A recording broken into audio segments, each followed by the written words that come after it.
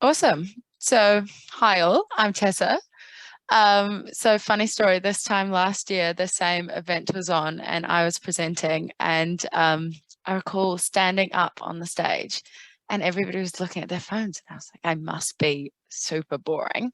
And then my mum started calling me and we were all going into lockdown. So I hope that doesn't happen a second time around, but if it does, I won't be offended if you do need to check your phone. Um, but I'm Tessa, and I'm probably one who's been in your shoes most recently. I'm 22 and I only left Dunedin last year. So I did the whole Dunedin experience. I went to Selwyn while I was there, then I moved to Castle Street, and then I was up Cargill last year. But I'll start from the beginning. So I was born in Wellington, but then I moved to the Cook Islands for 3 years. And then I did my initial schooling there before moving to Singapore for parents' jobs. But I was there for most of my primary school years, so around 8 years before returning to Wellington in 2013. I did my secondary school years in Wellington, and then I decided to move down to Dunedin. So my sister, my brother, my mum, my dad, they all went to Dunedin. So I decided why not just follow the path. But I did a little something different. So I studied Chinese while I was down there, as well as economics.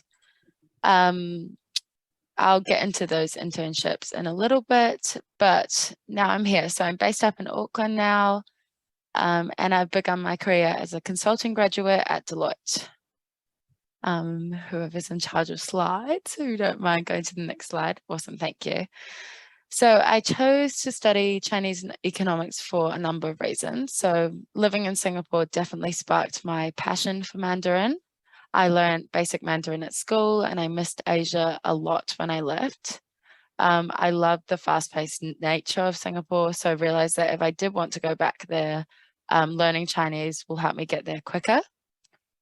So when I came back to New Zealand after all those years in Singapore, I decided I'd give French a go. I'm not really sure why. I was rubbish at it. So I moved back to Chinese in time for NCEA. And there are always two things I remember about languages at school. One was the class sizes. I think there were 14 of us the whole way throughout NCEA compared to other subjects. It's a whole lot smaller and you got one-on-one learning. But also they'd always stitch us up because we would always be the very last exam. So we wouldn't get the extra study leave while we were there. So somebody can have a word. I'm not sure how many language people are in the audience, but I'm sure you had the same problem. So I came down to Otago for a visit in 2017 to check out the uni. And while I was there, I visited a few of the lecturers. I recall meeting Paola, and if any of you are lucky enough to know Paola, you'll know how awesome she is. So she is maybe still, she definitely was the head of Chinese while I was down there. And the sheer excitement she has for her subject makes you want to continue it for the rest of your life. So that's why I picked up Chinese as my major. And the combination of Chinese and economics, to me, I really think languages is a gateway to the future with the amount of global trade happening at the moment and will continue to happen. Asia is very important to us. And I think knowing the language, the culture, and how things evolve, it will help you understand the trade relationships. It's already helped me in my career so far. So if you just flick to the next slide there. So while I was in Dunedin, there were a lot of opportunities to take up, and you really have to put yourselves out there to go for it. So you guys have done great by coming to this event tonight. I remember all my flatmates would be like, "Oh, why are you going?" And I was like, "Who? Like, you're going to meet so many people while you're there. Listen to some great advice." I met Jackie and Petra through events like this. So keep going to these events. It's great for your development. It's great to hear from people and get connected to other people as well. So in my second year of uni, I applied for the Prime Minister's Scholarship. So it's funded by the New Zealand government, and I believe the funding covers your whole tuition fees, your flights, and contributes to your living costs. So you get like a living allowance while you're there.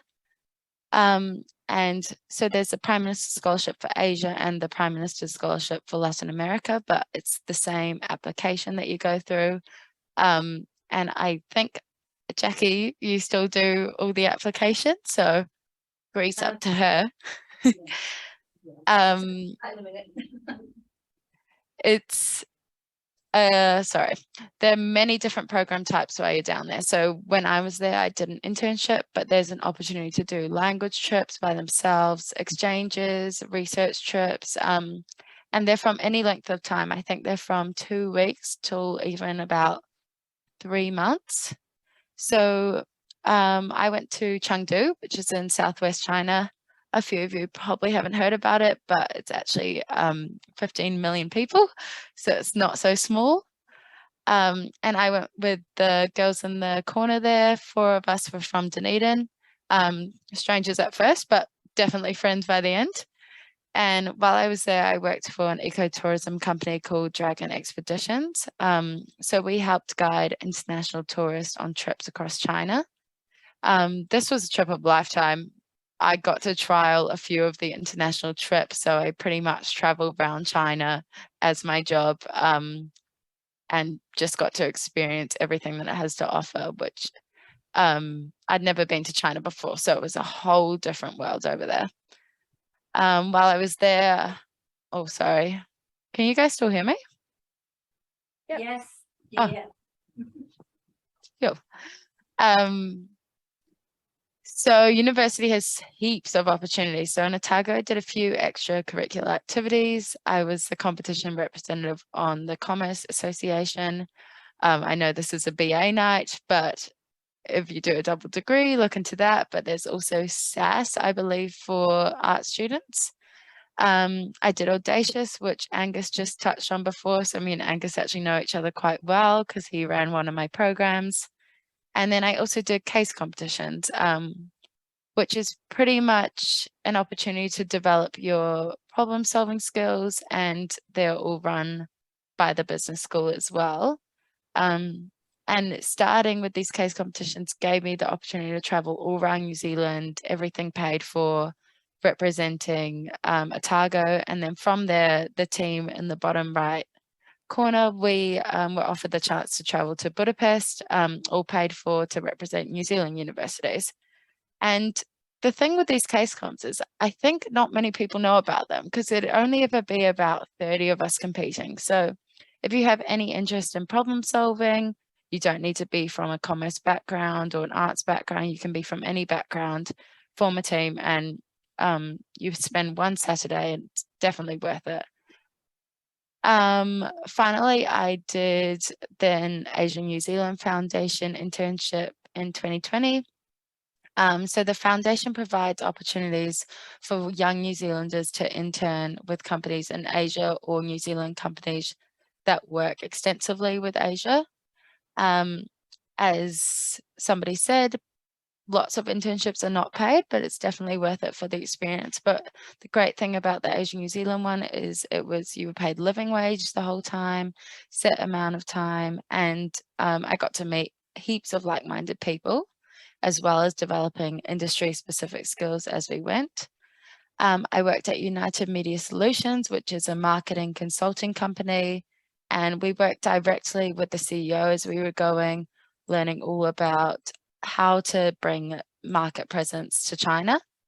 And I'm actually still in touch with the CEO. I went out with him last week, so it was great to work with such a diverse company. This company was Shanghai based, but they even have an office in New Zealand, so you can see how it's all very interconnected.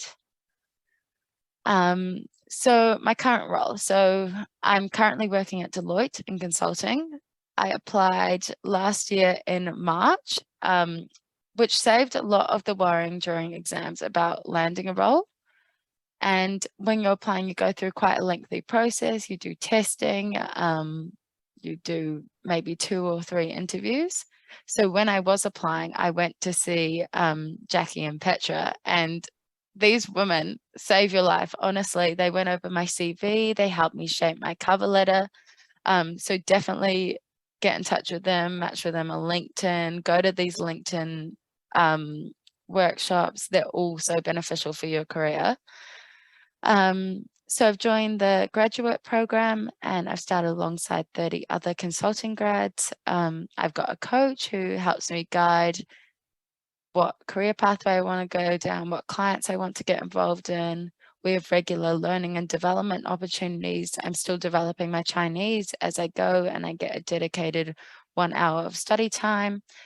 I'm currently in the operations transformation team, which is a confusing title, but pretty much we help enable organizations to transfer their operations by using technology.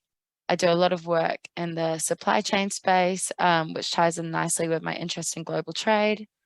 And I guess sorry, there we go. I can see you guys now. So in terms of advice, I definitely wouldn't be where I am without being curious. So you really have to put yourselves out there. These events, as I said before, are great to come to. Meet people, introduce yourself. Don't be embarrassed about going up to somebody and giving them your email and saying get in touch, or messaging somebody on LinkedIn. It's never embarrassing. It's always good to build new relationships.